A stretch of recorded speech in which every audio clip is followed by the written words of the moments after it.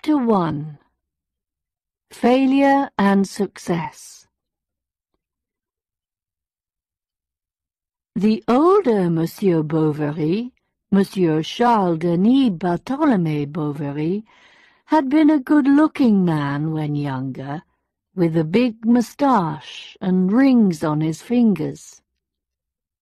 He was not, however, an impressive man, and although he wore expensive clothes, he always looked like an uncomfortable mixture of a military man and a cheap shopkeeper. His good looks and ability to sell himself did nevertheless win him a wife with a good income. After he was safely married, he lived for 2 or 3 years on her money. He ate and drank well, and spent his days lying in bed till midday, smoking his pipe, and never coming home till the theatres and cafes closed. When his father-in-law died, the old man left very little money to his daughter. Disappointed, Monsieur Bovary tried to start a textile business, but lost a lot of money and finally retired into the country with the idea of showing the people there how to run a farm. However, he knew as little about agriculture as he did about textiles. He rode his horses instead of making them work, ate the fattest chickens instead of selling them, and cleaned his shooting boots with his own best bacon fat. He soon discovered that he had little chance of making a fortune. Around this time, he found a place on the borders of Caux and Picardy, half farm, half private house, which he could rent for 200 francs a year. He took it, and there, an angry, disappointed man, at war with the rest of the world, he shut himself up at the age of 45. He said that he was disgusted with other people and wanted only to live by himself. At the beginning, his wife had loved him above all others, but this only seemed to add to his dislike of the world, and he never had a kind word for her. She had been cheerful, kind-hearted, and friendly, but as she grew older, in the same way that good wine turns into vinegar, she became bad-tempered and bad company. She was a hard worker, though, unlike her husband.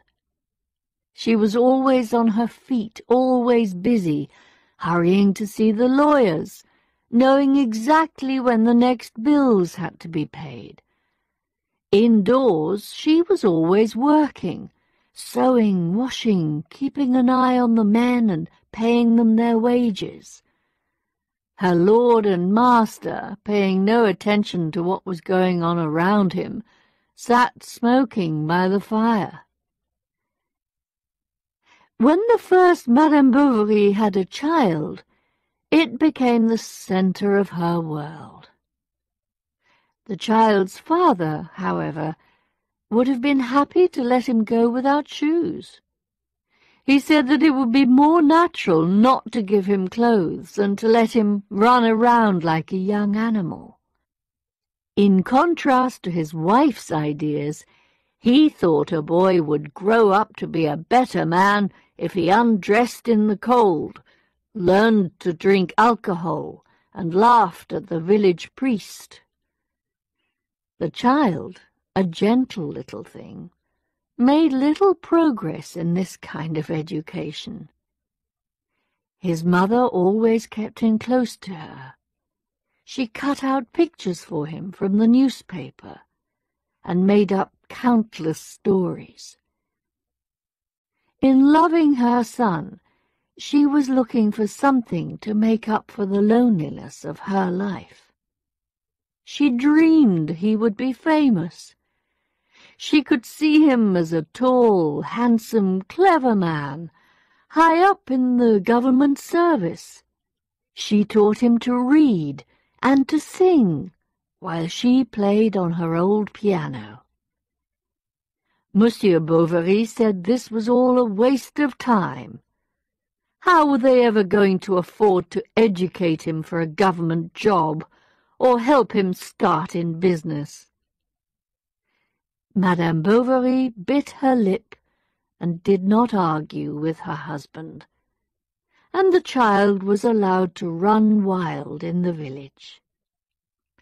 He went around with the farm workers, scared the birds by throwing stones at them, looked for wild fruit, helped in the fields, wandered through the woods, and played with other children. On saints' days he helped ring the bells in the church, and he loved to hang on to the big rope and feel himself carried up as it rose in the air. And he grew as strong as a young oak tree, with big hands and red cheeks. When he reached the age of 12, his mother managed to arrange for him to begin his studies with the priest, but the lessons were so short and badly organized that they did not do him much good.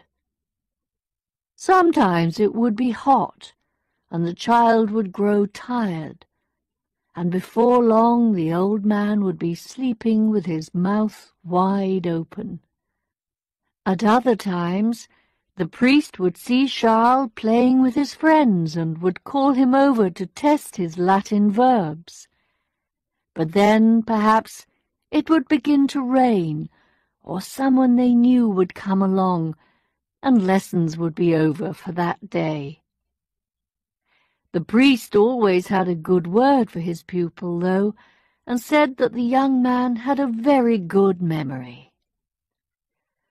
By the time young Charles was 13, even his father saw that something must be done, and Charles left his unhappy home to spend 3 unhappy years in the college at Rouen.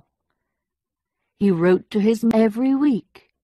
He did his homework.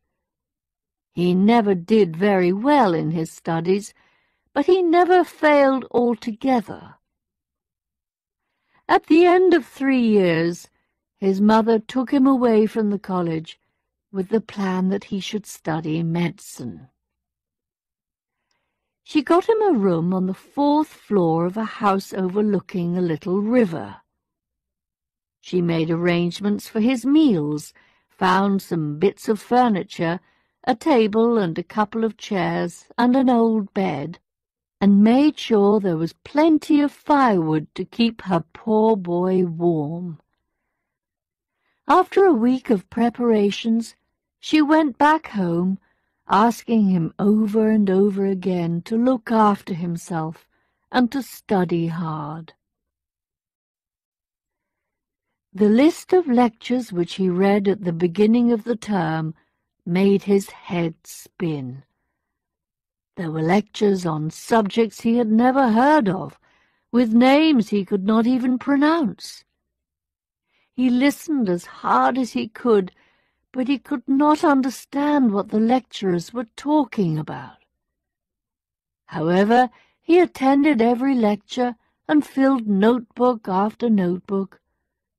He got through his work like a horse that is used to turn a mill wheel, going round and round in the same place with his eyes covered, never knowing what he was doing or where he was going.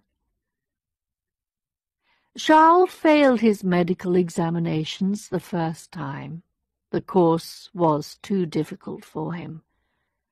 But his mother still believed in him and made his father pay for 1 more year. This time Charles managed to pass, and his mother began to plan again. First, he must have somewhere to work, and then he must have a wife.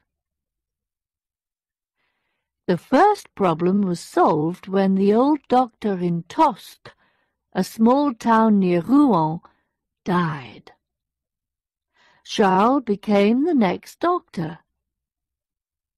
Then his mother found a 45-year-old widow in Dieppe with an income of 1,200 francs a year. Though she was ugly and bad-tempered, and 25 years older than Charles, her income made her attractive, and Charles thought the marriage would make his life better.